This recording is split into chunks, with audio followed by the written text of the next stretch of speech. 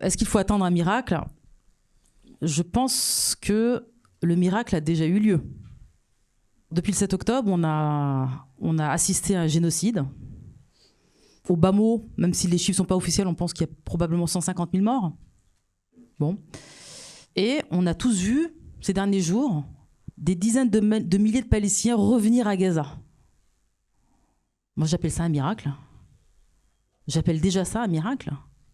En fait, il y a un peuple qui a toutes les forces impérialistes contre lui, toutes coalisées contre lui, à commencer d'ailleurs par les pays arabes. C'est un peuple qui n'a quasiment pas d'amis, mais si ce n'est, en tout cas, l'opinion publique, mais qui n'a pas la force de peser sur l'avenir des Gazaouis. Eh bien, les Gazaouis reviennent chez eux.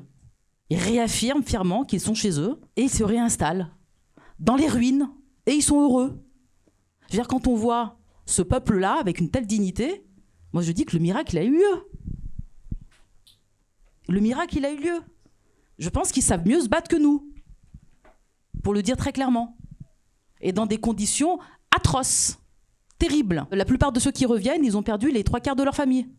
Et ils reviennent. Donc en fait, le miracle, il a eu lieu sous nos yeux. On a tous vu ces images-là. Elles sont extraordinaires. Il n'y a pas de mots pour parler, dire ces images-là. Le peuple palestinien est toujours vivant.